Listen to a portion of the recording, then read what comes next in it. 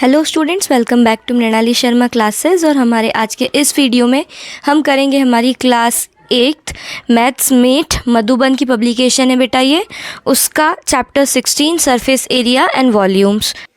ठीक है बेटा, तो सबसे पहले हम यहाँ पर शेप्स समझ लेते हैं कि कौन कौन से शेप्स हमें इस चैप्टर में पढ़ने हैं। तो 3 शेप्स बेटा आपके हैं, एक है क्यूब, क्यूबॉइड और सिलेंडर। तो क्यूब देख लेते हैं बेटा। सबसे पहले क्यूब, जो रूबिक्स क्यूब आता है जो हम खेलने में यूज करते हैं, या फिर आप डाइस जो होता है हमारा है ना लूडो में जो यूज होता है, वो होता है बेटा क्यूब शेप। यहाँ पर मैं ड्रॉ भी कर देती हूँ ताकि आपको समझ में आए।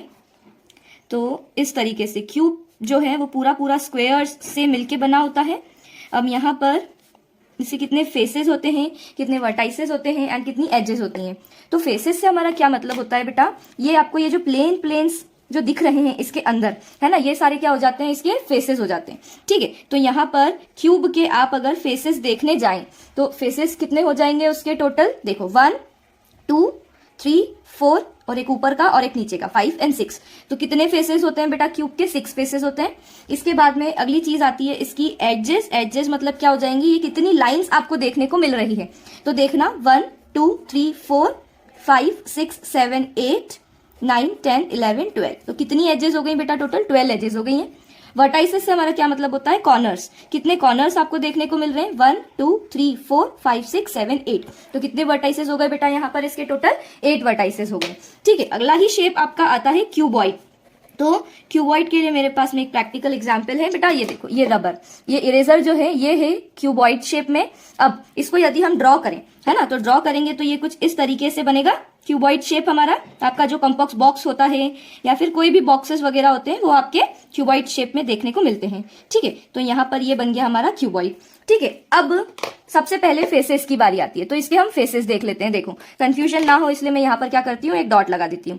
यहाँ से हम काउंट करना चालू करते हैं। फेसेस मतलब ये प्लेन जो सर्फेसेस है ना, ये तो 1 2 3 4 5 और 6। तो कितने फेसेस हो गए बेटा क्यूबॉइड के भी, टोटल 6 फेसेस हो गए।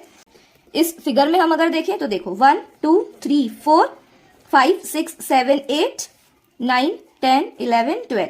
कितनी एजेस हमें देखने को मिल गई बेटा, 12 एजेस हमें देखने को मिल गई। वर्टाइसेस की हम अगर बात करें तो वापस से वही रहेंगे कॉर्नर्स भी। वर्टाइसेस 1 2 3 4 5 6 7 8। तो कितनी वर्टाइसेस हो गई बेटा इसकी, 8 वर्टाइसेस। ठीक है, नेक्स्ट शेप हमारे पास में आता है सिलेंडर। सिलेंडर की हम अगर बात करें तो जो पाइप आप देखते हैं ना, पाइप हो गया या फिर कोई ट्यूब हो गया इस तरीके से, तो वो सारे क्या होते हैं बेटा, सिलेंडर शेप में होते हैं। मैं ड्रॉ करके आपको बता देती हूँ। इस तरीके से सिलेंड्रिकल शेप रहता है।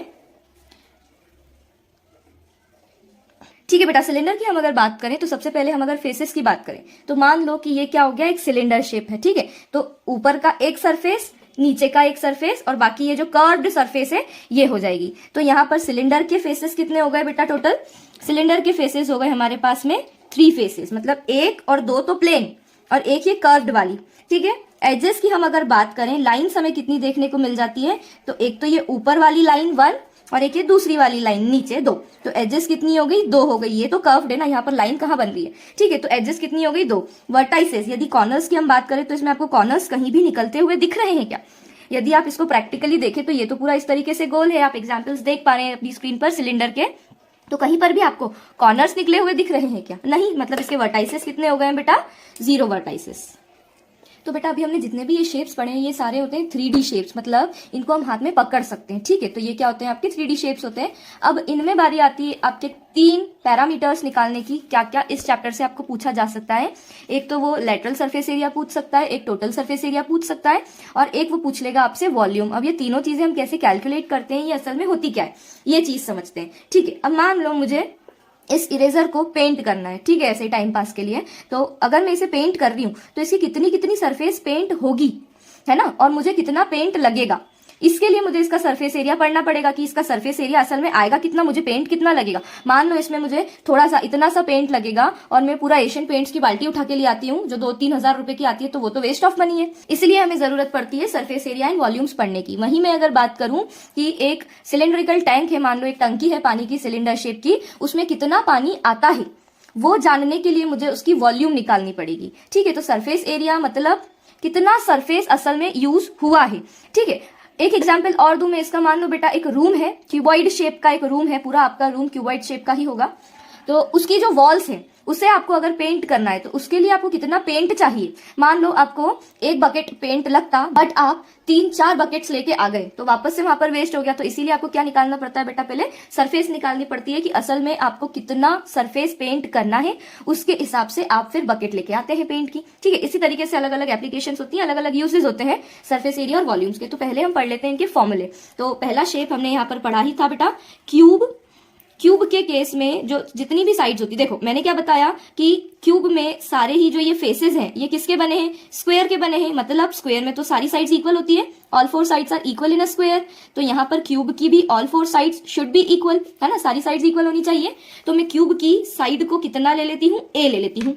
ठीक है, अब वो बोलते side of cube, edge of cube, एक ही मतलब है। तो यहाँ पर इसकी मैंने जो साइड थी वो कितनी ले ली, अगर ये ए है तो ये भी ए हो जाएगी और ये भी ए हो जाएगी। मतलब क्या हो गया, ये इसकी जो भी लेंथ थी, जितनी लंबाई थी वो भी ए है, उसकी जो ब्रेड्थ है, चौड़ाई है, जो विड्थ है वो भी ए है, और उस क्यूब की जो हाइट है वो भी ए है। ठीक है, तो अब यहाँ पर इसका पहला फॉर्मूला आता है बेटा total surface area. Total surface area से हमारा क्या मतलब होता है यहाँ पर कि इसके अंदर जितनी भी सरफेसेस है, मतलब ये आसपास की 1 2 3 4 और एक ऊपर की और एक नीचे की। इमेजिन करो कि ये एक क्यूब है, तो ये तो हो गई इसकी आइट साइड की, मतलब 1 2 3 4, ये तो हो गई, और एक ऊपर की और एक नीचे की, मतलब टोटल कितनी सरफेस आ रही है इसके अंदर, 6। तो इसका जो टोटल सरफेस एरिया होता है बेटा वो होता है 6a²। इनके बहुत सारे डेरिवेशन है जिनसे आप फॉर्मूला अगर याद ना करें तो उनको खुद कैलकुलेट भी कर सकते हैं, बट हमें डायरेक्ट याद करने में हमारा टाइम बचेगा, इसीलिए मैं आपको डायरेक्ट फॉर्मूला बता रही हूँ। ठीक है, तो ये तो हुआ इसका टोटल सरफेस एरिया। अगला आता है बेटा इसका lateral surface area. Lateral surface area से हमारा क्या मतलब होता है बेटा कि जो सिर्फ आइट साइड का एरिया है, मतलब आपने इसका ऊपर और नीचे का एरिया उड़ा दिया। मतलब क्या करा है, 1 2 3 एंड 4, बस ये चारों साइड ले ली, ऊपर और नीचे की साइड हटा दी, सिर्फ 4 फेसेस लिए हैं अपने, है ना। टोटल 6 थे, 2 नहीं लिए तो कितने हुए, 4। तो लेटरल सरफेस एरिया कितना हो जाता है बेटा क्यूब का, 4a²। ठीक है, अब अगर मैं इसके वॉल्यूम की बात करूं तो वॉल्यूम में कुछ नहीं करना होता है आपको, इसके तीनों डायमेंशंस को मल्टीप्लाई कर दो। मतलब a इंटू a, मतलब कितना बना ये, a⁻³ a क्यूब। तो क्यूब की वॉल्यूम कितनी हो जाती है बेटा, a × a। हमारा अगला शेप जो आता है वो है बेटा क्यूबॉइड। अब क्यूबॉइड में सारे डायमेंशंस जो होते हैं, मतलब लेंथ, ब्रेड्थ और हाइट, वो अलग अलग होते हैं। तो इसके लिए हम पहले क्यूबॉइड बना लेते हैं ताकि आपको मैं ढंग से समझा सकूं। देखो ये रेक्टेंगल शेप से बना होता है, रेक्टेंगल में all 4 sides are not equal, है ना। ठीक है,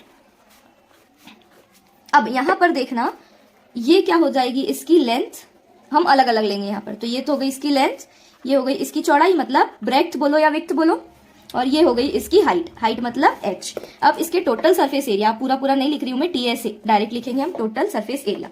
तो टोटल सरफेस एरिया का फॉर्मूला होता है बेटा 2 ब्रैकेट में LB plus BH plus LH। मतलब क्या करा आपने, 2 into length into breadth plus breadth into height plus length into height. ठीक, ये हो गया आपका total surface area for cuboid. Next आता है इसका लेटरल सरफेस एरिया। इस एरिया में हम ऊपर और नीचे का फेस हटा देते हैं, सिर्फ साइड साइड के बचते हैं, मतलब 1 2 3 4 ऊपर और नीचे का हटा दिया। तो लेटरल सरफेस एरिया के लिए जो फॉर्मूला बनता है वो बनता है 2 into L plus B into H। ठीक है, और वॉल्यूम की बात करूं तो वॉल्यूम में वापस वही हो जाएगा बेटा कि इसके तीनों डायमेंशन हमें मल्टीप्लाई करने, जैसा हमने क्यूब में करा था, मतलब L into B into H। समझ आया। ठीक है, आगे बढ़ते हैं। नेक्स्ट शेप हमारा आता है सिलेंडर। ठीक, तो सिलेंडर में यहां पर से बारी आती है बेटा, एक नई चीज इसके अंदर इंट्रोड्यूस होती है जो कि होती है पाई। ठीक है, तो यहां पर पहले आप अगर ये सिलेंडर देखें, वैसे तो पता नहीं क्या बन गया ये, पर इमेजिन करो कि ये सिलेंडर है। तो सिलेंडर में सेंटर से इसकी बाउंड्री तक, इसे हम क्या बोलते हैं बेटा, रेडियस। और ये सिलेंडर कितना ऊंचा है, ये हो जाती है इसकी हाइट। तो अब यहां पर सिलेंडर का मैं अगर टोटल सरफेस एरिया लिखूं, है ना, मतलब क्या, इसकी कर्व्ड वाली सरफेस, ये जैसे मान लो ये पेन एक सिलेंडर है, तो ये तो हो गई इसकी कर्व्ड वाली सरफेस प्लस इसका टॉप और इसका बॉटम। तो इसका जो टोटल सरफेस एरिया होता है वो होता है 2 पाई r ब्रैकेट में r प्लस h, जहां पर पाई की वैल्यू आप 22/7 भी ले सकते हैं या फिर 3.14 भी ले सकते हैं। बट मेरी माने बेटा, ये मेरा सजेशन है कि जब तक आपको मेंशन नहीं किया है कि पाई को 3.14 लो, तब तक आप 22/7 ही लेना। क्यों लेना? क्योंकि आप अगर कैलकुलेशन फ्रैक्शन में करते हो तो वो चीजें कैंसिल आउट हो जाती है, वो आपको नंबर्स ही ऐसे देंगे कि जो आसानी से कैंसिल हो जाए। ठीक है, तो आप पाई की वैल्यू 22/7 ही लेना। हाँ, अगर उन्होंने बोल दिया है कि पाई की वैल्यू 3.14 लो तो आप 3.14 लेंगे, अदरवाइज 22/7 चलने दो। नेक्स्ट आता है lateral surface area. Lateral surface area मतलब ऊपर का और नीचे का बेस हटा दिया, सिर्फ आइट साइड का हमने लिया है, मतलब कर्व्ड सरफेस एरिया। अच्छा, सिलेंडर के केस में लैटरल सरफेस एरिया को हम कर्व सरफेस एरिया या CSA भी बोलते हैं, तो कंफ्यूज नहीं होना। उन्होंने अगर लेटरल बोल दिया तो भी यही करना है, कर्व्ड बोल दिया तो भी यही करना है। ठीक है, तो curve surface area for a cuboid is 2πRh, मतलब 2 into pi into radius into height. ठीक है, और इसकी वॉल्यूम की मैं अगर बात करूं तो वॉल्यूम हो जाएगी πr²h। बेटा वॉल्यूम को सीधा सीधा आप ऐसे समझो कि किसी शेप में हम कितना पानी भर सकते हैं, वो हो जाती है उसकी वॉल्यूम। ठीक है बेटा, अब हम इसके एग्जाम्पल्स और एक्सरसाइज सॉल्व करने वाले हैं। तो मैं चाहूंगी कि आप अपनी बुक भी साथ में लेकर के बैठें ताकि आप साथ साथ में मेरे साथ सॉल्व करते हुए ही चलें, तो आपका ये चैप्टर प्रिपेयर हो जाएगा। ठीक है, तो अब यहाँ पर हम एग्जाम्पल 1 अगर देखें, जो कि आपके पेज नंबर 218 पर दे रखा है, तो एग्जाम्पल क्या है बेटा? Find the area of the walls to be painted of a cubical room of edge 7 metre. ठीक है, अब यहाँ पर हमें क्या बोल दिया है कि एक क्यूबिकल रूम है, मतलब क्यूब शेप का रूम है। ठीक है, ये मान लो, इमेजिन करो कि ये क्या है आपका क्यूबिकल शेप रूम। ठीक है, अब इसकी हमें एज दे दी है, मतलब ए की वैल्यू दे दी है। कितनी दी है उन्होंने? ये उन्होंने दे दी है 7 मीटर, और हमें बोला है कि बताओ कितना एरिया वॉल्स का पेंट होगा। बेटा थोड़ा सा दिमाग लगाना, यहाँ पर उन्होंने सिर्फ वॉल्स का बोला है। वॉल्स मतलब आसपास की जो 4 दीवारें होती है वो, मतलब 1 2 3 4। ये ऊपर और नीचे जमीन पे तो हम पेंट करेंगे नहीं, बेवकूफ तो है नहीं, है ना। और ऊपर की छत उन्होंने मना कर दी है, सिर्फ 4 वॉल्स का बोला है। 4 वॉल्स मतलब क्या? लैटरल सरफेस एरिया ना। तो lateral surface area of a cube क्या होता है बेटा? 4a²। तो हम यहाँ पर पहले क्या लिख लेते हैं? गिवन लिख लेते हैं। गिवन हमें क्या दे रखा है? एज ऑफ रूम, है ना। रूम का एज या साइड कितनी दे रखी है? 7 मीटर दे रखी है। हमें निकालना क्या है यहाँ पर? एरिया ऑफ 4 वॉल्स, चारों दीवारों का एरिया निकालना है। तो हम यहाँ पर सॉल्यूशन स्टार्ट करते हैं। तो lateral surface area of cube कितना होता है बेटा?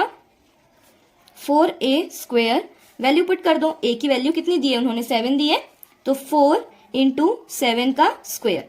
तो 4 इंटू 7 का स्क्वायर मतलब 7 इंटू 7, तो 7 7 जा 49। इसका मल्टीप्लाई करो, 4 9 जा 36, 3 कैरी 6 यहाँ पर, 4 4 जा 16, 17 18 19, 196 मीटर स्क्वायर। एक चीज ध्यान रखना है, जो भी यूनिट दी है वो लगानी है। अगर एरिया निकालना है तो ऊपर 2 मतलब स्क्वायर लगेगा, अगर वॉल्यूम निकालनी है तो क्यूब लगेगा। तो इस तरीके से ये आपका सॉल्यूशन हो गया बेटा। एग्जाम्पल 2 देखते हैं। A laminated sheet is use to make a cubical box of edge 6.5 centimetre. Find the amount of sheet used. ठीक है बेटा, अब यहाँ पर आपकी बुक में मिसप्रिंट हुआ है। मिसप्रिंट क्या हुआ है कि उन्होंने सॉल्यूशन में अमाउंट ऑफ शीट यूज्ड और ब्रैकेट में दे दिया है LSA। आप देख रहे होंगे अपनी स्क्रीन पर, और फॉर्मूला वो लोग लगा रहे हैं टोटल सरफेस एरिया का। तो बेटा यहाँ पर क्वेश्चन क्या है कि एक लैमिनेटेड शीट, जो जिलेटिन शीट होती है कड़क वाली, उससे एक क्यूबिकल बॉक्स बनाया जा रहा है। वापस से यहाँ पर क्या है बेटा? क्यूब ही है, जिसकी हमें वापस से एज दे दी है उन लोगों ने। एज क्या दी है यहाँ पर? 6.5 सेंटीमीटर। तो हमसे पूछा है कि बताओ कितनी शीट यूज हुई है। तो कितनी शीट यूज हुई है तो मतलब पूरा बॉक्स ही तो लैमिनेटेड शीट का बना है, मतलब ये 4 वॉल्स या ये चारों साइड तो आएंगी, साथ ही साथ टॉप और बॉटम भी तो आएगा। मतलब यहाँ पर क्या लगना चाहिए बेटा? टोटल सरफेस एरिया, ना कि लेटरल सरफेस एरिया। बुक में मिसप्रिंट है आपके, उसे TS से सुधार लेना। ठीक है, तो अब यहाँ पर हम लिख लेते हैं पहले जल्दी से। गिवन क्या दिया है हमें? एज दे दी है, कितनी दी है? 6.5, और हमें निकालना क्या है? To find laminated sheet use या अमाउंट ऑफ लैमिनेटेड शीट। ठीक है, कुछ भी लिख सकते हैं आप कि कितना अमाउंट उसका यूज हुआ है। चलो, तो बेटा यहाँ पर पता नहीं कैसे मेरा कैमरा काम करना बंद कर दिया और I could not shoot this particular solution, तो मुझे इसे वापस शूट करना पड़ रहा है। तो देखते हैं उसके आगे का सॉल्यूशन। तो देखते हैं क्या करना है बेटा। एरिया ऑफ शीट क्या हो जाएगा? 6a², मतलब 6 इंटू 6.5 इंटू 6.5। मैंने ये 6.5 को 2 बार लिख दिया तोड़ के। ठीक है, आगे देखते हैं इसमें क्या हो जाएगा बेटा। अब यहाँ पर मैं डेसिमल हटा के नीचे 1 लगाया, डेसिमल के बाद एक डिजिट मतलब 1 0, इधर वापस से डेसिमल हटा के 1 लगाया, एक डिजिट मतलब 1 0। कैंसिल करूंगी, यहाँ पर सिर्फ ये वाला 10 में कैंसिल कर रही हूँ बेटा, क्योंकि ये पूरा ही कैंसिल आउट हो जाएगा, 2 या 5 नहीं बचेगा यहाँ पर। ठीक है, तो देखते हैं 5 2 जा 10, 5 1 जा 5 एंड 5 3 जा 15 और 2 1 जा 2, 2 3 जा 6। इस 10 को मैं कैंसिल नहीं कर रही हूं यहाँ पर, क्योंकि लास्ट में 2 बचेगा और फिर मुझे 2 का अलग से डिवाइड देना पड़ेगा, तो वो कैलकुलेशन को लेंदी करेगा। यहाँ पर इस 10 को हम एज इट इज रहने देंगे, ताकि हम लास्ट में क्या कर सके बेटा, डिजिट गिन के पीछे से डेसिमल लगा सके। ठीक है, मल्टीप्लाई करते हैं 3 इंटू 13 इंटू 65 और ये अपॉन में 10। ठीक है, 13, ये 3 को एज इट इज लिखो, 3 इंटू और 13 5 जा 65 का 6 यहाँ और 5 ये 6 कैरी रख लिया हमने यहाँ पर। फिर 13 6 जा 78, 79, 80, 81, 82, 83, 84, कितना आ गया बेटा 845 और ये अपॉन में 10। ठीक है, अब 3 5 जा 15 का 5 यहाँ 1 कैरी, 3 4 जा 12 और 1, 13 का 3 यहाँ 1 कैरी, 3 8 जा 24 और 1 25 और ये अपॉन में 10 है। देखो 2 5 3 5 1 0, मतलब पीछे से एक डिजिट गिन के यहाँ पे क्या डेसिमल, और ये क्या आ गया आपका आंसर। ठीक है, इतना अगला क्वेश्चन समझते हैं बेटा, एग्जाम्पल 3, ये थोड़ा सा इंपॉर्टेंट रहेगा, है ना। इसमें क्या बोल दिया है मैं आपको एक्सप्लेन कर देती हूँ पहले। A conference room is in the form of a cube of h 9 metre. वापस से यहाँ पर आपको क्या दे रखा है, एक क्यूबिकल रूम दिया है। कॉन्फ्रेंस रूम मतलब जहां पर मीटिंग होती है, तो वो किस शेप में है बेटा, क्यूबिकल शेप में है। ठीक है, अब हमसे क्या बोल दिया कि इसकी एज 9 मीटर हमें दे रखी है। ठीक है, ये हो जाएगी 9 मीटर की एज, ये रूम है अभी। ठीक है, हमसे बोला है find the maximum number of persons that can be accommodated in this room if each person requires 3 cubic metre of air. अब यहाँ पर थोड़ा सा फिजिक्स और केमिस्ट्री का मिक्सचर यूज हुआ है, कि उन्होंने बोला है कि एक रूम है और उसका हमको डायमेंशन दे दिया है कि ये 9 मीटर, मतलब क्यूब है इसीलिए इसकी एज कितनी है 9 मीटर है। अब ये क्योंकि कॉन्फ्रेंस रूम है तो इसके अंदर कितने लोग आ सकते हैं, ये मान लो ये एक व्यक्ति है, इसको कितनी स्पेस चाहिए, यहाँ पर एयर से मतलब क्या है, स्पेस। तो एक इंसान को अगर 3 क्यूबिक मीटर की वॉल्यूम चाहिए, 3 क्यूबिक मीटर की स्पेस चाहिए, मतलब इसकी वॉल्यूम हमें दे दी है। ठीक है, और हमसे बोला है कि ये बताओ भैया ऐसे कितने इंसान इसके अंदर आ सकते हैं। तो एक चीज समझना, मैं अगर इसकी रूम की टोटल वॉल्यूम निकाल दूं और इस एक इंसान की वॉल्यूम से उसको डिवाइड कर दूं, तो मुझे नंबर ऑफ इंसान नहीं पता चल जाएंगे कि कितने आ सकते हैं इसके अंदर। अगर एक व्यक्ति इतनी वॉल्यूम ले रहा है तो टोटल के लिए मुझे क्या करना पड़ेगा, इसकी वॉल्यूम को एक इंसान से डिवाइड करना पड़ेगा, तो मुझे पता चल जाएगा भैया इतने नंबर ऑफ इंसान आ जाएंगे इसके अंदर। ठीक है, तो चलो इसको सॉल्व करते हैं। तो यहाँ पर हमें सबसे पहले क्या निकालना पड़ेगा, वॉल्यूम ऑफ रूम निकालना है। तो देखो इधर गिवन क्या दे रखा है आपको, एक तो एज ऑफ रूम दे दी है, एज ऑफ रूम हमें कितना दिया है 9 मीटर दिया है, और वॉल्यूम ऑफ 1 पर्सन है ना, एक इंसान की वॉल्यूम हमें कितनी दे दी है 3 क्यूबिक मीटर दी है। ठीक है, तो यहां पर हमें निकालना है टू फाइंड, क्या निकालना है, total number of persons that could accommodate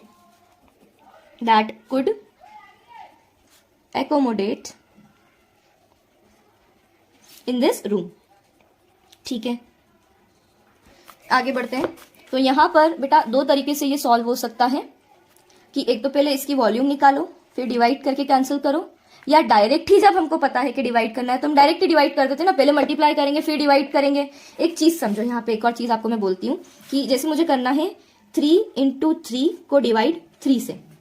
ठीक है, तो मतलब क्या है इस चीज का, 3 इंटू 3 अपॉन 3। या तो मैं एक एवरेज सोचने वाला बच्चा अगर दिमाग लगाएगा तो क्या लगाएगा, पहले मल्टीप्लाई कर देता हूँ, 3 3 जा 9, फिर 3 से डिवाइड करूंगा तो 3 1 जा 3, 3 3 जा 9, तो मेरा आंसर 3 आएगा। और एक जो स्मार्ट स्टूडेंट है वो क्या करेगा बेटा, 3 इंटू 3 अपॉन 3 है तो 3 से 3 कैंसिल कर दो, डायरेक्ट आंसर भी तो 3 ही आ रहा है, तो मल्टीप्लाई ही क्यों करना जब लास्ट में डिवाइड करना है। तो यहाँ पर हम यही चीज करेंगे। ठीक है, देखना इधर, यहाँ पे क्या हो जाएगा, पहले तो हमने निकाला वॉल्यूम ऑफ रूम, क्या हो जाएगी a इंटू ए मतलब 9 इंटू 9 इंटू 9, बस इसको यहीं छोड़ दो, मत करो मल्टीप्लाई क्योंकि आगे जाके कैंसिल करना है। वॉल्यूम ऑफ 1 पर्सन, एक पर्सन की वॉल्यूम हमें दे दी 3 क्यूबिक मीटर। ठीक है, तो टोटल नंबर ऑफ पर्सन, कितने पर्सन आएंगे, तो वॉल्यूम ऑफ रूम को हमें डिवाइड करना है वॉल्यूम ऑफ 1 पर्सन से। ठीक है, तो इसको देखते हैं हम, 9 इंटू 9 इंटू 9, ये तो हो गई वॉल्यूम ऑफ रूम, और ये हो जाएगी 3 अपॉन में 3, एक इंसान की वॉल्यूम इतनी इसलिए 3 1 जा 3, 3 3 जा 9, तो लास्ट में हमारे पास में क्या बच गया 3 इंटू 9 इंटू 9, 9 9 जा 81, 81 इंटू 3, 3 1 जा 3 और 3 8 जा 24, तो टोटल कितने इंसान आ सकते हैं 243 पर्सन। एग्जाम्पल 6 देखते हैं बेटा, क्या दे रखा है, the dimension of a room are 4 metre into 3 metre into 7 metre. ऐसे अगर डायमेंशंस दे रखे हों तो कंफ्यूज नहीं होना है। इस क्वेश्चन के हिसाब से जो पहला वाला है 4 मीटर वो लेंथ हो जाएगा, 3 मीटर ब्रेड्थ हो जाएगी और 7 मीटर हाइट हो जाएगी, लेंथ ब्रेड्थ हाइट रिस्पेक्टिवली, हमें ऐसे लेते हुए चलना है। ठीक है, तो हमको क्या बोल दिया है कि एक रूम का लेंथ ब्रेड्थ और हाइट अगर इतना इतना है तो उसका टोटल सरफेस एरिया निकाल दो और area of 4 walls and roof निकाल दो। ठीक है, तो अब देखना बेटा, यहाँ पर बहुत ज्यादा कॉम्प्लिकेटेड नहीं है ये क्वेश्चन, पर दिमाग इसके अंदर लगेगा। देखो ये मान लो क्यूबॉइडल रूम है, अब है ना, उन्होंने क्यूब के क्वेश्चंस चालू कर दिए, फॉर्मूले हमने सारे इकट्ठे ही पढ़ लिए थे। ठीक है, तो ये हो जाएगा आपका क्यूबॉइडल रूम। ठीक, तो यहाँ पर इसकी लेंथ हमें कितनी दे रखी है बेटा, लेंथ हमें दे दी थी इसकी 4 मीटर, ये हो जाएगी इसकी लेंथ। ब्रेड्थ हमें दे दी इसकी 3 मीटर और हाइट हमें दे दी इसकी 7 मीटर, इस तरीके से। ठीक है, तो अब हमसे बोला है कि इसकी ये जो चीजें आपको निकालनी है वो निकाल दो। तो हम पहले गिवन लिखते हैं अच्छे बच्चे की तरह। गिवन हमें क्या दे रखा है, लेंथ ऑफ रूम। कितना दे रखा है बेटा लेंथ ऑफ रूम, लेंथ हमें दे दी है यहाँ पर 4 मीटर, ब्रेड्थ ऑफ रूम हमें दे दिया है 3 metre and height of room हमें दे दी है 7 मीटर। ठीक है, क्या निकालना है बेटा यहाँ पर हमें, to find total surface area of room, room का टोटल सरफेस एरिया भी हमें निकालना है और निकालना है LSA ऑफ 4 वॉल्स, मतलब 4 दीवारों का area and area of roof, मतलब उसकी छत का जो एरिया रहेगा, टॉप का जो एरिया रहेगा, उन दोनों का सम हमें निकालना है। तो पहले तो हम जो इजी है वो कर लेते हैं, total surface area of room. Total surface area of room मतलब क्या हो जाएगा, TSA ऑफ क्यूबॉइड, क्योंकि रूम क्यूबॉइड शेप का है तो डायरेक्ट फॉर्मूला लगेगा, TSA of room is equals to 2 into LB plus BH plus LH। ठीक है, ये होता है क्यूबॉइड के टोटल सरफेस एरिया का फॉर्मूला। ठीक है, वैल्यू हम पुट कर देते हैं 2 इंटू, अच्छा बेटा यहाँ पर मैं ब्रैकेट यूज कर रही हूं ताकि कैलकुलेशन में कंफ्यूजन ना हो। तो 4 इंटू 3 मतलब length into breadth plus breadth into height मतलब 3 into 7 plus length into height मतलब 4 इंटू 7, एक एक बार आपस में तीनों का मल्टीप्लाई करना है। तो पहले हम हमेशा ब्रैकेट सॉल्व करते हैं, तो 2 इंटू 4 3 ज़ा 12 प्लस 3 7 ज़ा 21 प्लस 4 7 ज़ा 28। ठीक है, अब इनको हम कर देते हैं प्लस, तो 2 इंटू 8 9 एंड 10 11 का 1 यहाँ कैरी इधर, 2 3 4 5 एंड 6, कितना आ गया बेटा 61। अब 2 इंटू 61 कर देंगे तो 2 1 ज़ा 2, 2 6 ज़ा 12, क्या एरिया आ गया बेटा 122 मीटर स्क्वायर, ये एरिया आ गया। अब हमें निकालना है LSA of 4 walls plus area of roof. एक चीज समझना, अब यहाँ पर इमेजिन करो कि ये इरेजर वो रूम है, तो एरिया ऑफ 4 वॉल्स तो क्या हो जाएगी बेटा, उसकी लेटरल सरफेस एरिया हो जाएगा, ये 4 वॉल्स तो लेटरल सरफेस एरिया, पर ये रूफ, खाली रूफ आप देखें अगर तो ये रेक्टेंगल शेप में है ना, रेक्टेंगल शेप में है, मतलब एरिया ऑफ रेक्टेंगल क्या होता है, लेंथ इंटू ब्रेड्थ, तो सिंपली लेंथ इंटू ब्रेड्थ हम कर देंगे। तो एरिया ऑफ 4 वॉल्स तो क्या हो जाएगा 2 into L plus B into H plus area of roof क्या हो जाएगा L इंटू B। तो 2 इंटू लेंथ प्लस ब्रेड्थ मतलब 4 प्लस 3 इंटू हाइट मतलब 7 प्लस L इंटू B मतलब 3 इंटू 4। ठीक, लेंथ 4 थी और ब्रेड्थ 3 थी, मैंने ऐसे इन्वर्ट करके लिख दिया है, कोई प्रॉब्लम नहीं है। चलो 2 इंटू 4 प्लस 3 हो जाएगा 7 इंटू 7 प्लस 3 4 ज़ा 12, तो 7 7 ज़ा 49, 2 इंटू 49 प्लस 12 पहले मल्टीप्लाई होता है फिर एडिशन होता है, 2 9 ज़ा 18, 1 कैरी, 2 4 ज़ा 8 और 1 9 प्लस 12 कर दो इसको ऐड, कितना हो जाएगा बेटा ये 110 स्क्वायर सेंटीमीटर या मीटर स्क्वायर। ठीक है, तो ये इस तरीके से आपका सॉल्यूशन हो जाएगा। ठीक है बेटा, अगला क्वेश्चन करने के पहले आपकी बुक में ये कुछ कन्वर्जन्स दे रखे थे जो कि बहुत ज्यादा इंपॉर्टेंट है, ये आप 1-2 बार देखेंगे ऐसे ही चार्ट बना करके, और कहीं पर भी आप जहां पढ़ते हैं वहां पर स्टिक कर लीजिए। ये अभी ही नहीं, ये टिल 10th आपको काम में आनी है, और अगर आप आगे कॉम्पिटेटिव की तैयारी करते हैं तो वहां पर तो ये बहुत ही ज्यादा इंपॉर्टेंट है, तो ये लाइफ टाइम आपको यूज में आएगा, इसीलिए इसे आप अच्छे से लर्न कर लीजिए और चार्ट बना करके स्टिक कर लीजिए जहां पर आप पढ़ाई करते हैं। ठीक है, तो एग्जाम्पल 5 देखते हैं बेटा। Find the volume of a brick of dimensions 4 centimetre into 2 centimetre into 3 centimetre. ठीक है, एक ब्रिक दे दी है। अब एक चीज समझना बेटा, अगर उन्होंने एक ही डायमेंशन दिया है मतलब क्या हो जाएगा कि वो शेप क्या है, क्यूब है। अगर उन्होंने खुद से ही बोल दिया है कि ये 3 डायमेंशन है, तो हमको हमारा भी थोड़ा दिमाग खर्च करना है कि अगर 3 डायमेंशन दिए हैं मतलब वो ऑब्वियसली क्या होगा, क्यूबॉइड होगा। ठीक है, तो यहाँ पर ब्रिक किस शेप की होती है, जो ईंट होती है वो किस शेप की होती है, क्यूबॉइड शेप की होती है। उसके डायमेंशंस हमें दे दिए, मतलब लेंथ, ब्रेड्थ और हाइट हमें दे दिए। वही चीज होगी, पहली चीज लेंथ हो जाती है, दूसरी चीज ब्रेड्थ हो जाती है, और तीसरी चीज हो जाती है हाइट। तो ये लेंथ, ब्रेड्थ और हाइट हमें दे दिया है। हमसे पूछा है how many such bricks can be arrange in a lorry whose cabin volume is 28.8 litres. ठीक है, बहुत घुमा दिया है यहाँ पर क्वेश्चन को। हमसे पूछा है कि ये बताओ एक ब्रिक की, एक तो तुम पहले वॉल्यूम निकाल दो, और फिर जो लॉरी, जो ट्रक्स होते हैं ना बड़े बड़े, जिसमें ये ब्रिक्स वगैरह या और भी दूसरी चीजें ट्रांसपोर्ट की जाती है, उसकी कैबिन वॉल्यूम, मतलब जिस जगह पर सामान को स्टोर करके ले जाया जाता है उसे बोला जाता है कैबिन। तो उसकी वॉल्यूम, हमें टोटल वॉल्यूम दे दी है 28.8 लीटर्स। और हमसे पूछ लिया है कि भैया अब आप बता दो कि इसमें कितनी ब्रिक्स आ जाएंगी। तो बेटा देखो, यहाँ पर आपको वॉल्यूम कैबिन की दी है लीटर्स में, और ये डायमेंशन दिए सेंटीमीटर में, मतलब किसी एक चीज को हमको दूसरे वाले में कन्वर्ट करना पड़ेगा। तो हम यहाँ पर क्या कर देंगे, जो वॉल्यूम ऑफ कैबिन है लीटर्स में दे रखी है उसे हम सेंटीमीटर क्यूब में कन्वर्ट कर लेंगे, क्योंकि हम अभी हाल कन्वर्जन्स देख के आए हैं। ठीक है, तो सबसे पहले तो यहाँ पर हम लिखते हैं गिवन। गिवन में क्या क्या दे रखा है बेटा, लेंथ कितनी दे रखी है, लेंथ ऑफ ब्रिक हमें कितनी दे रखी है, 4 सेंटीमीटर दे रखी है, ब्रेड्थ दे दी है 2 सेंटीमीटर, एंड हाइट हमें दे दी है 3 सेंटीमीटर। हमें दे रखा है वॉल्यूम ऑफ केबिन, केबिन की वॉल्यूम कितनी दे दी है, 28.8 लीटर्स उन्होंने दे दी है। तो हम पहले तो क्या निकाल लेते हैं, वॉल्यूम ऑफ ब्रिक तो निकालें, उसके बाद में देखते हैं क्या करना है। ठीक है, तो वॉल्यूम ऑफ 1 ब्रिक कितनी हो जाएगी बेटा, volume of 1 brick, length into breadth into height, क्योंकि वॉल्यूम ऑफ क्यूबॉइड तो यही होता है। ठीक है, तो लेंथ कितना दे रखा है इसका 4, ब्रेड्थ दे रखी थी 2 और हाइट दे रखी है 3। तो 4 2 जा 8 एंड 8 3 जा 24। तो वॉल्यूम कितनी आ गई इसकी, 24 क्यूबिक सेंटीमीटर। ठीक है, इसके बाद में हमें निकालना है number of BRICS that can be arranged. तो उसके लिए हमें पहले क्या करना पड़ेगा, कन्वर्जन करना पड़ेगा, क्योंकि हमें ये चीज मालूम है कि 1 लीटर में कितने सेंटीमीटर क्यूब होते हैं बेटा, 1 litre is equals to 1000 centimetre cube. तो 28.8 लीटर्स में कितने आएंगे, तो इसका एक में अगर इतने, तो इतने में एक की वॉल्यूम अगर दे रखी है और बहुत सारों की निकालनी है तो मल्टीप्लाई करते हैं ना, तो 28.8 इंटू 1000। इसको देखना बेटा कैसे करते हैं, हम करते हैं डेसिमल शिफ्ट। जब 1000 का मल्टीप्लाई डिवाइड रहता है ना, सबसे इजी कैलकुलेशन रहता है। देखो 1 2 3 3 जीरोस है, तो 2 8 और डेसिमल यहाँ था तो ये इधर शिफ्ट हुआ, तो 1 0 तो इधर गया, और 2 3 तो 1 2 3। इस तरीके से आप अगर डायरेक्ट मल्टीप्लाई करेंगे तो वो बहुत ज्यादा टाइम कंज्यूमिंग होगा। 3 जीरोस है तो डेसिमल 1 2 3 इधर शिफ्ट होता, मतलब यहाँ पर आता, तो हम यहाँ पे डेसिमल लगा के बेवकूफ तो बनेंगे नहीं। तो ये कितना हो गया बेटा, 28800 क्यूबिक सेंटीमीटर। अब हमें यहाँ पर क्या निकालना है, नंबर। तो नंबर के लिए हम क्या कर देंगे, वॉल्यूम ऑफ ट्रक, वही चीज के ट्रक की वॉल्यूम को एक ब्रिक की वॉल्यूम से डिवाइड कर दो तो नंबर पता चल जाएगा। जैसे उधर हमने इंसान निकाले थे वैसे इधर ब्रिक्स निकाल देंगे, वॉल्यूम ऑफ 1 ब्रिक। तो कितना हो जाएगा बेटा, 28800 अपॉन 24।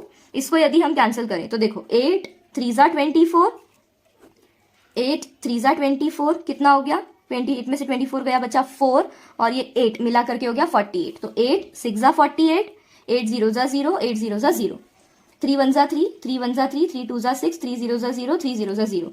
तो कितनी ब्रिक्स आ सकती है बेटा, टोटल 1200 ब्रिक्स आ सकती है। एग्जाम्पल 6 देखते हैं बेटा। एग्जाम्पल 6 में हमें क्या दे रखा है, the volume of an overhead tank is 1 cubic meter. A motor pumps water into the tank at the rate of 20 liters per minute. How long will the motor have to be run to fill the tank? है ना। अब यहाँ पर हमें क्या दे दिया है बेटा कि एक टैंक है जिसकी वॉल्यूम हमें क्यूबिक मीटर में दी है, और उसमें क्या होता है 20 लीटर्स पानी 1 मिनट में उसमें हम भर सकते हैं, है ना। मतलब मान लो उसमें यदि नल चालू कर दिया तो 1 मिनट में 20 लीटर्स तक का टैंक भरा जाएगा। ठीक है, उस टैंक में हमको पूछा है कि टोटल कितना टाइम लगेगा उसको पूरा भरने में। तो पानी हमें लीटर्स में दिया है और टैंक की जो वॉल्यूम है वो हमें क्यूबिक मीटर में दी है। तो पहले हमें क्या करना पड़ेगा, इस क्यूबिक मीटर को लीटर्स में कन्वर्ट करना पड़ेगा। तो पहले हम यहाँ पर हमारा गिवन लिखेंगे। बेटा शुरू से मैं आपको गिवन फिर जो फाइंड करना है वो ये सारी चीज़ें लिखवा रही हूँ, है ना। तो हमेशा ये चीज़ ध्यान रखना जब आप ऐसे सरफेस एरिया मेंस्ट्रुएशन के क्वेश्चन सॉल्व करते हैं जिसमें आपको कुछ डाटा दे रखा है उसके बेसिस पे आपको सॉल्व करना है, तो आपको हमेशा पहले गिवन लिखना है, उसके बाद में क्या निकालना है वो, और फिर उसके लिए फॉर्मूला।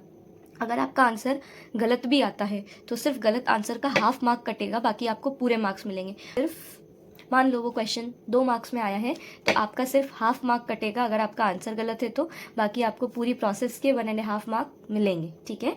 इसलिए गिवन, टू फाइंड, फॉर्मूला वगैरह आप सब लिखिए, ठीक। चल क्या दे रखा है यहाँ पे, गिवन वॉल्यूम ऑफ टैंक कितनी दे रखी है बेटा, 1 क्यूबिक मीटर। अब हमें ये मालूम है कि 1 क्यूबिक मीटर में कितने लीटर्स हो जाते हैं बेटा, 1000 लीटर्स हो जाते हैं। हमको क्या दे दिया, time taken to fill 20 litres of water, है ना। 20 लीटर्स ऑफ वाटर में कितना टाइम लग रहा है, 1 मिनट लग रहा है। तो सीधी सी बात है बेटा, 1 मिनट में अगर 20 लीटर्स लग रहे हैं तो 1000 लीटर्स के लिए कितना टाइम लगेगा। तो सिंपली हमको इस 1000 को 20 से डिवाइड करना है रहा है, देखना इधर, time taken to fill the tank, इसमें क्या हो जाएगा, 1000 litre divided by 20 litre. 20 litre का क्यों करा हमने, क्योंकि अगर 20 लीटर में 1 मिनट लग रहा है तो ऐसे कितने 20 हम और निकाल सकते हैं। तो उसके लिए हमको क्या करना पड़ेगा, 1000 को 20 से डिवाइड करना पड़ेगा। तो 0 से 0 कैंसिल, 2 1 ज़ा 2, 2 5 ज़ा 10, 2 0 ज़ा 0। तो कितने मिनट्स लग गए बेटा, 50 मिनट्स यहाँ पर हमें लग जाएंगे। एग्जाम्पल 7 देखते हैं बेटा, आपकी बुक में यहाँ पर भी मिसप्रिंट कर रखा है।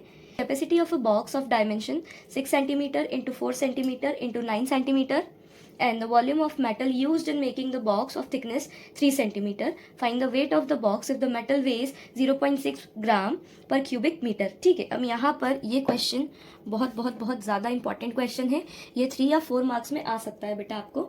यहाँ पर क्या बोल दिया है हमें कि एक बॉक्स है, ठीक है, और उसकी थिकनेस दे दी है। थिकनेस कैसे दे दी है, ऐसे समझना कि मान लो ये एक बॉक्स है, ठीक है। अब इस बॉक्स की थिकनेस मतलब इस तरीके से, एक मोटे लोहे की जो चद्दर होती है ना उसका ये बना है, मतलब मेटेलिक बॉक्स है, ये मेटल का बना है और इतना मोटा मेटल है वो, ठीक है। तो हमको बोला है कि सिर्फ इस आयरन की वॉल्यूम निकालो। तो हम यहाँ पर डायरेक्ट वॉल्यूम का फॉर्मूला नहीं लगा सकते हैं कि कितना आयरन उसमें लगा है, क्योंकि हम अगर डायरेक्ट वॉल्यूम का फॉर्मूला लगाएंगे तो हम तो इस पूरे बॉक्स की वॉल्यूम निकाल रहे हैं ना। पर ये देखो ना, यहाँ पर तो खाली जगह है, यहाँ पर थोड़ी ना आयरन है, वो बॉक्स है, मतलब उसमें जगह है अंदर कुछ सामान रखने की।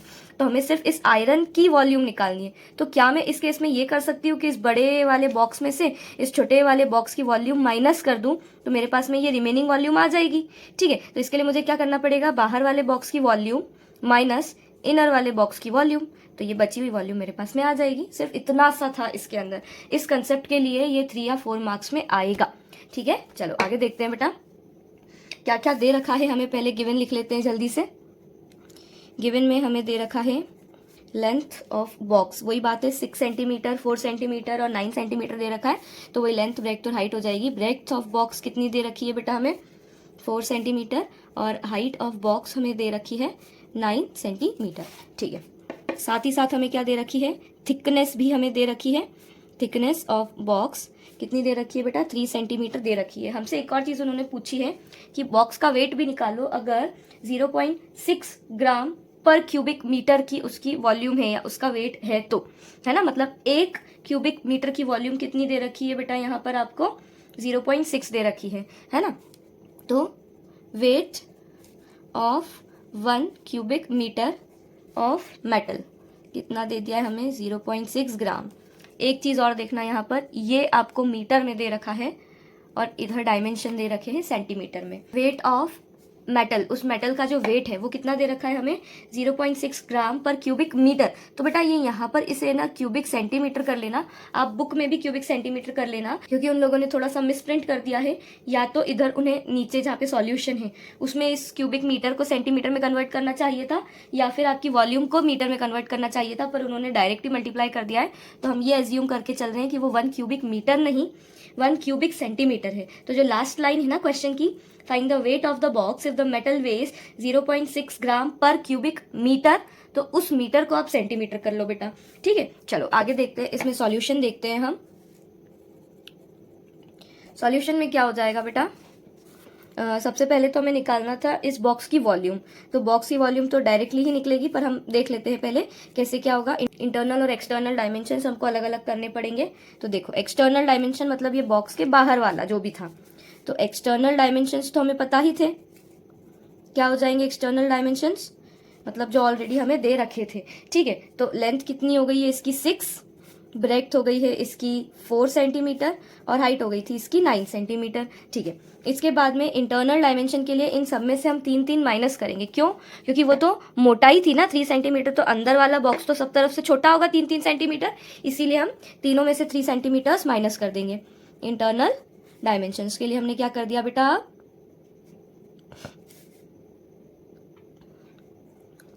6 माइनस 3 जो कि हो जाएगा 3 सेंटीमीटर, ब्रेड्थ हो जाएगी 4 माइनस 3 जो कि हो जाएगा 1 सेंटीमीटर, और हाइट हो जाएगी 9 माइनस 3 जो कि हो जाएगा 6 सेंटीमीटर्स।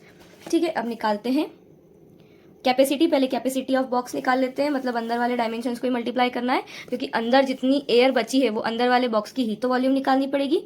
तो कैपेसिटी ऑफ बॉक्स कितनी हो गई, L into b into h, मतलब 3 इंटू 1 इंटू 6, 6 1 6, 6 3 18 सेंटीमीटर क्यूब। ये तो आ गई भैया अभी इसकी क्या, वॉल्यूम, है ना। अब हमें निकालनी है वॉल्यूम ऑफ मेटल, तो उसके लिए हम क्या कर देंगे, एक्सटर्नल वॉल्यूम, बाहर वाली वॉल्यूम बॉक्स की में से external volume minus internal volume. ठीक है, आगे देखते हैं। एक्सटर्नल वॉल्यूम के लिए L into b into h minus internal volume अभी हाल हमने निकाली ही है 18, तो ये बड़ा वाला लेंथ, ब्रेड्थ और हाइट क्या हो जाएगा, 6 इंटू 4 इंटू 9 माइनस 18। देखो 6 4 ज़ा 24, 24 इंटू 9 हो जाएगा हमारे पास में 216 सेंटीमीटर क्यूब माइनस 18, माइनस करा तो कितना आ गया बेटा, 198 सेंटीमीटर क्यूब। अभी हमें निकालना है इसका वेट, अभी तो हमने खाली वॉल्यूम निकाली है, अब हम निकालेंगे वेट। वेट के लिए हमने क्या कर दिया बेटा, यहाँ पर 1 क्यूबिक सेंटीमीटर की 0.6 थी, तो इतने क्यूबिक सेंटीमीटर की कितनी हो जाएगी, मल्टीप्लाई कर दो, 1 की वॉल्यूम दे रखी है तो weight is equals to 198 into 0.6, तो ओवरऑल वेट इसका आ जाएगा 118.8 ग्राम्स। ठीक है बेटा, आई होप आप लोगों को ये समझ में आए होंगे सारे एग्जाम्पल्स। इन केस कोई चीज़ डाउट लग रही है तो आप बिल्कुल नीचे कमेंट डाउन कर सकते हैं। एंड इसके जस्ट बाद हम करने वाले हैं हमारी एक्सरसाइज 16.1, पर ये आपके पार्ट सेकंड में आएगा, क्योंकि ये वीडियो बहुत ज़्यादा लेंदी हो जाती, इसलिए मैं इसका सेकंड पार्ट डालूंगी, और इसके सेकंड पार्ट के बाद में हम थर्ड पार्ट में करेंगे इसके एक्सरसाइज 16.2, जो कि जल्दी ही आ जाएगी, मोस्ट प्रोबेबली टुमारो।